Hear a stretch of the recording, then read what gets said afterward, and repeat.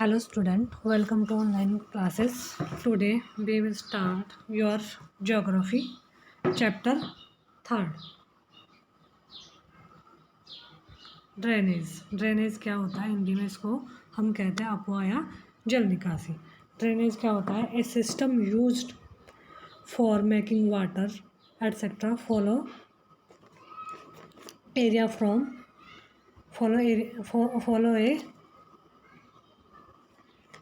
From a place, मतलब किसी क्षेत्र में जो वाटर की निकासी होती है उसको हम ड्रेनेज कहते हैं। जैसे drainage is the natural or agriculture removal of a system water and sub surface water from an area with excess to of water. मतलब क्या है, किसी जो क्षेत्र की सतह पर क्या होता है या उप सतह के पानी की जो नेचुरल और कृत्रिम ढंग से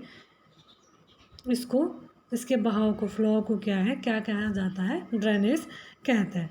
the internal drainage of most agriculture soil is good enough to prevent serious water logging. मतलब जो हमारे इंटरनल ड्रेनेज है अंदर, वो क्या है, हमारी सॉइल को क्या बनाता है? एग्रीकल्चर के लिए ये शुद्ध कर अच्छी सॉइल हमें प्रोवाइड करवाता है। और लेकिन कुछ जो सॉइल होती है, but many soil need agricultural drainage of improve production और टू मैनेज वाटर सप्लाईज। और कुछ के लिए क्या है, हमें आर्टिफिशियल जो है ड्रेनेज का निर्माण करना होता है। जैसे हम नहरें बनाते हैं और जो पानी के फ्लो को है वो एक साइड से दूसरी ओर की ओर फ्लो उसका बनाते हैं, उसे कहते हैं हम drainage.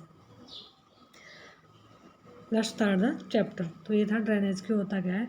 The term drainage describe the river system of an area. जो ड्रेनेज है वह क्या है? ड्रेनेज जल निकासी या अपवाह शब्द एक क्षेत्र की जो नदी तंत्र है उसकी क्या करता है? व्याख्या करता है, डिस्क्राइब करता है उसे। Look at the physical map. आप जो अपना फिजिकल मैप देखें, उसमें दिखाया गया है कि ड्रेनेज जो हमारी क्या है। You will notice that small stream flowing from different districts come together to form the main river, which ultimately drains into a large water body such as a lake or a sea or an oceans। और आप उसमें देखेंगे कि पाएंगे कि भी अलग अलग जो हमारी डायरेक्शन है, दिशाओं से छोटी छोटी जो है धाराएं आकर एक साथ मिल जाती है, तथा एक जो ये आपस में छोटे छोटे फ्लो आते हैं, लेक्स वगैरह आती है, यह सब एक नदी का निर्माण एक साथ मिल जाती है और उसे ये इससे एक नदी बनाती है। और अंततः जो नदियाँ वह मिलकर किसमें, एक जलाशय जैसे झील या समुंदर महासागर में इसका होता है। The area drained by a single river system is called a drainage basin.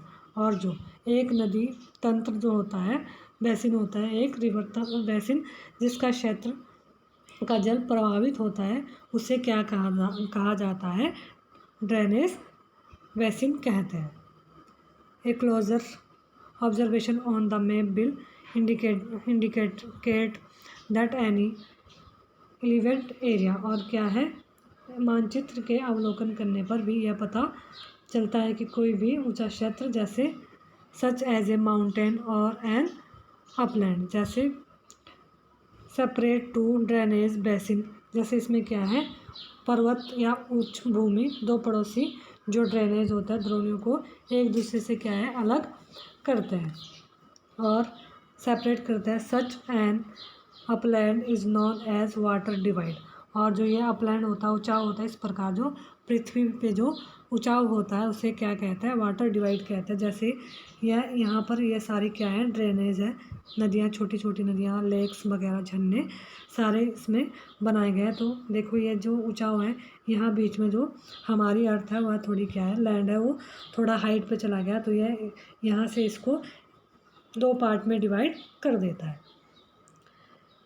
अब है ड्रेनेज सिस्टम इन इंडिया। अब इंडिया में जो हमारा जल तंत्र, अपवाह तंत्र है या निकासी, जो जल की निकासी तंत्र है, वह किस प्रकार का है?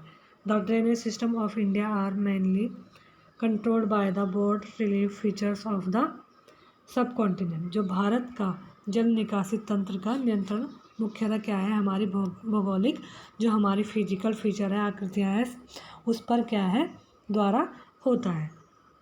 Accordingly, the Indian rivers are divided into two major groups. और इस आधार पर भारतीय नदियों को क्या है, दो मेजर ग्रुप्स में डिवाइड किया गया है। कौन कौन से? द हिमालयन रिवर्स, एक तो हमारी हिमालयन रिवर्स है, एंड सेकंड हमारी पेनिसुलर रिवर। ठीक है। Apart from organizing from the two major physiography regions of India, the Himalayan and the Peninsular River are different from each other in many ways। और जो भारत के दो मुख्य भौगोलिक क्षेत्रों से अलग अलग जो नदियाँ के कारण हिमालय और प्रायद्वीप नदियाँ एक दूसरे से क्या है, बिल्कुल डिफरेंट है। Most of the Himalayan rivers are perennial. जो हिमालय की अधिकतर नदियाँ क्या है, बारहमासी नदी होती है। पीरियडल होता है जो पूरे साल बहने वाली जो रिवर्स होती है, और वह it means that they have water through out the year. इसका मतलब है कि इनमें वर्ष भर पानी रहता है, क्योंकि वर्षा के अतिरिक्त ऊंचे पर्वतों, और ऐसा इसलिए होता है क्योंकि these rivers receive water from rain as well as from melted snow from the lofty mountains। और ऐसा इसलिए होता है क्योंकि इन्हें क्या है, वर्षा का पानी तो मिलता रहता है, लेकिन इसके साथ साथ जब वर्षा नहीं होती है तो इन जो रिवर्स है वो उनको पानी मिलता है। जो हिमालयाज माउंटेन्स में जो स्नो है उसके जो मेल्ट होता है, पिघलता है, तो इन रिवर्स को पानी मिलता रहता है। The two major Himalayan rivers, the Indus and the Brahmaputra, originated from the north of the mountains range. और हिमालय की जो दो मुख्य नदियाँ सिंधु और ब्रह्मपुत्र इस पर्वत श्रृंखला के जो नॉर्थन पार्ट में निकलती है। They have cut through the mountains making George. और ये क्या है, ये नदियाँ, इन नदियों ने पर्वत को काटकर गॉर्जों का क्या है, निर्माण किया है। The Himalayan rivers have long courses from their source to the sea. और यह क्या है, हिमालय की नदियाँ अपने जहाँ से यह निकलती है, उत्पत्ति होती है वहाँ से, उस स्थान से लेकर जब तक ये समुद्र में ना मिले, यह बहुत सारे लॉन्ग वेज को क्या है, बहुत लंबे रास्ते को तय करती है। They perform intensive erosional activity in their upper course and carry huge load of स्टील एंड सैंड। और यह क्या है, अपने मार्ग के जो जहाँ से ये आती है ऊपर से भागों से तीव्र अपरदन क्रिया करती है, और अपने साथ क्या है, भारी मात्रा में क्या है, सिल्ट लाती है, और रेत को, बालू को क्या है, अपने साथ लाती है, उसका संवहन करती है, बहाकर अपने साथ लेके आती है पर्वतों से। In the middle and the lower courses this rivers form meanders, oxbow lakes and many other depositional features in their flood plains. और ये मध्य एवं निचले भागों में ये नदियाँ क्या करती है, विसर्प, गोखुर झील और तथा अपने बाढ़ वाले मैदानों से बहुत सारे निक्षय आकृतियों को, अलग अलग आकृतियों का ये निर्माण करती है।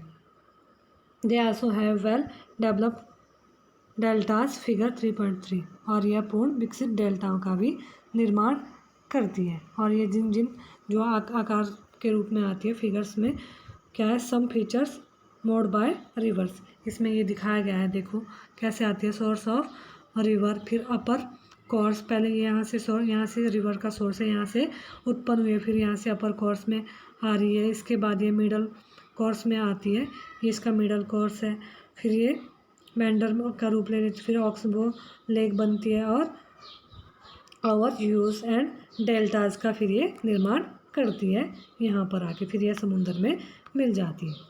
A large number of the peninsular river are seasonal as their flow is dependent on rainfall. और जो पेनिसुलर रिवर होती है, प्रायद्वीप नदियाँ होती है, वह क्या होती है, सीज़न के ऊपर डिपेंड होती है, क्योंकि इनका जो बहाव है पानी वर्षा पर क्या करता है, निर्भर करता है। During the dry season even the large reverse have reduce flow of water in their canals. और ये क्या है, शुष्क मौसम में जब बारिश कम होती है तो बड़ी नदियों का जल भी घटकर छोटी छोटी धाराओं में बहने लगता है। The peninsular river have shorter and shallower course as compared to their Himalayan counterparts. और यह क्या है, हिमालय की नदियों की तुलना में जो पेनिनसुलर रिवर है इनकी लंबाई कम और छिछली होती है। However some of them originate in the central highlands and flow towards the west। और यह क्या है, फिर भी इनमें से कुछ केंद्रीय जो उच्च भूमि से निकलती है तथा कहाँ जाती है, ये वेस्ट में जाती है, पश्चिम की तरफ बहती है ये कुछ नदियाँ। Can you identify two such large river. क्या आप दो बड़ी नदियों की पहचान कर सकते हैं। Most of the river of peninsular Indian organized at the Western Ghats and flow towards the bay of Bengal. और जो पेनिनसुलर रिवर है भारत की अधिकतर नदियाँ पश्चिम घाट से निकलती है, हमारे वेस्टर्न घाट से निकलती है तथा बे ऑफ बंगाल की तरफ यह फ्लो करती है, बहती है। इससे आगे हम नेक्स्ट वीडियो में करेंगे।